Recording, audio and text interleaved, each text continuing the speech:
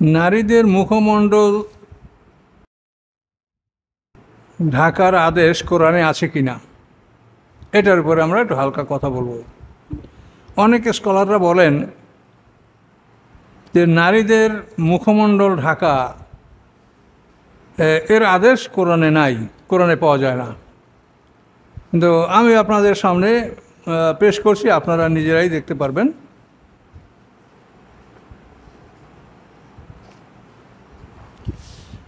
আল্লাহ রাব্বুল আলামিন বলেন, ইয়া আইয়ুহান নাবিয়্যু কুল লিআজওয়াজিকা ওয়া বানাতিকা ওয়া নিসাইল মুমিনিনা ইউদনিনা আলাইহিন্না মিন জালাবিবিহিন্না যালিকা আদনা ইউরাফনা।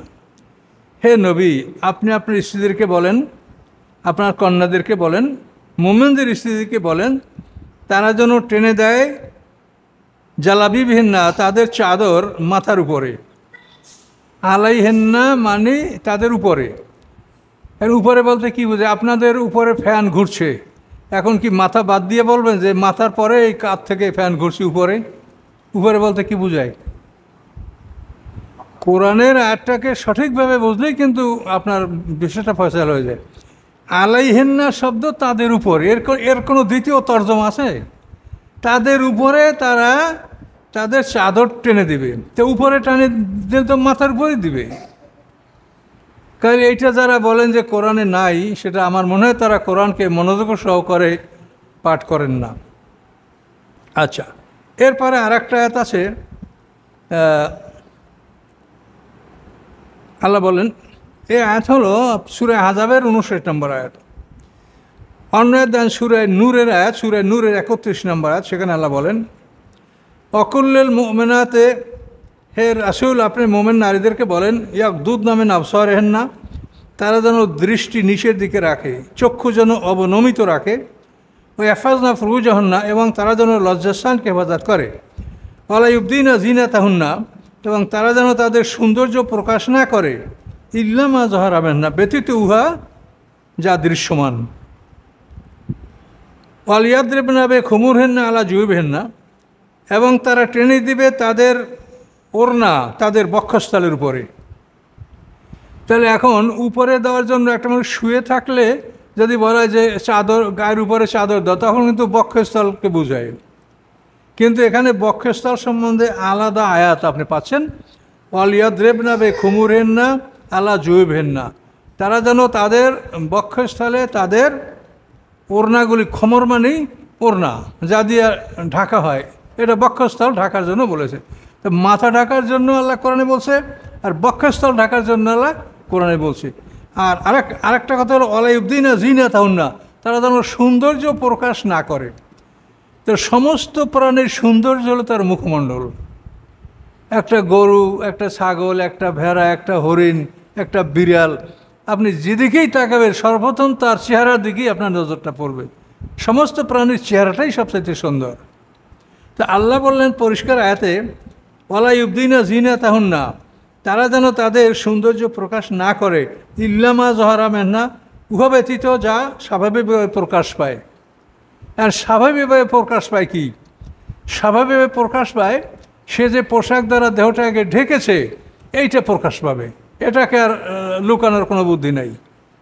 যারা সম্ভ্রান্ত তারা মাথায় চাদর টানলে সেটাও ভালো চাদর দিবে, ওড়না পরলে বুকে সেটাও ভালো পরবে। তো এগুলা যাহারা মিনহা, যেটা প্রকাশ পায়। এই যেটা প্রকাশ পায় সেটার ব্যাপারে মুক্ত, যে এটা না, কিন্তু সৌন্দর্য তোমরা প্রকাশ করবে না। ইল্লা মা যাহারা মিনহা, ব্যতীত হওয়া যা স্বাভাবিকভাবে প্রকাশ পায়, যা দৃশ্যমান। তো এই স্বাভাবিকভাবে প্রকাশ পাওয়ার বিষয় আরও আছে। সেটা হলোই যে এক মহিলা তার মাথা ঢাকবে, বক্ষস্থলে ওড়না জড়াবে, কিন্তু তারপরও ইল্লা মা যাহারা মিনহার দ্বারা এটা বোঝা যায় যে মহিলা লম্বা না খাটো, তা তো আপনি বুঝতে পারবেন পোশাক পরা সত্ত্বেও। সে মোটা না চিকন, তাও আপনি বুঝতে পারবেন। তার হাঁটার গতিতে দেখলে সে যুবতী না কুমারী না বৃদ্ধা, তাও আপনি বুঝতে পারবেন। এইগুলো হচ্ছে ইল্লা মা যাহারা মিনহা, যেটা স্বাভাবিকভাবে প্রকাশ পায়, যেটাকে লুকানোর কোনো বুদ্ধি নাই। এইটা হচ্ছে ইল্লা মা যাহারা মিনহা। কিন্তু এক শ্রেণীর লোকেরা এই ইল্লা মা যাহারা মিনহা দ্বারা বোঝায় যে হাতের তালু, হাতের কবজি থেকে সামনের দিক এবং চেহারা প্রকাশ করা যাবে। এবং তারা অনেক সাহাবীদের বরাত দিয়েছেন, সাহাবীরা এই কথা বলেছেন। কিন্তু সাহাবীরা বলেছেন কিনা সেটা তো আমরা নিশ্চিত বলতে পারি না, তো শোনা কথা তারা বলছে। সাহাবীরা বলেছেন কিনা তার গ্যারান্টি ঠিকই আছে, যে বলছে সে বলতে পারে আমি শুনেছি সাহাবীদের মুখে। কাজে এখান থেকেই সন্দেহ সৃষ্টি হয়। কাজে আমরা স্পষ্ট আয়াত দ্বারাটা প্রমাণ করলাম যে নারীদের মুখমণ্ডল ঢাকার জন্য আল্লাহ পরিষ্কার আদেশ দিয়েছেন, এবং তাদের বক্ষস্থল ঢাকার জন্য আলাদা আদেশ দিয়েছেন, এবং তাদের সৌন্দর্য প্রকাশ করতে নিষেধ করেছেন। কিন্তু যা স্বাভাবিকভাবে প্রকাশ পায়, যা স্বাভাবিকভাবে দৃশ্যমান, এটাকে লুকাবার কোনো বুদ্ধি নাই।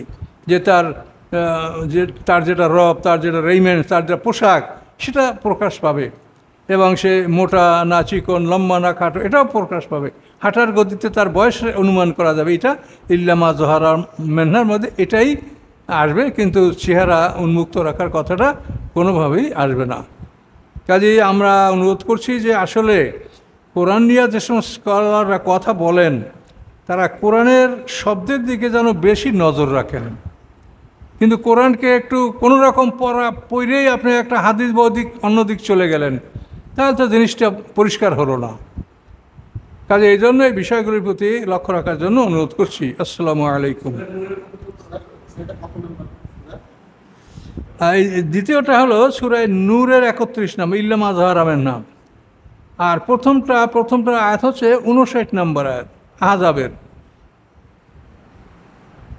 যেখানে আলাইহেন্না বলা হয়েছে, ইউদনিনে আলাইহেন্না, তোমাদের মাথার উপরে তোমরা টেনে দাও। তাহলে এখন মাথা বাদ দিয়ে কি উপর হবে? তাহলে কি করে বলে যেটা মাথা ঢাকা লাগবে না?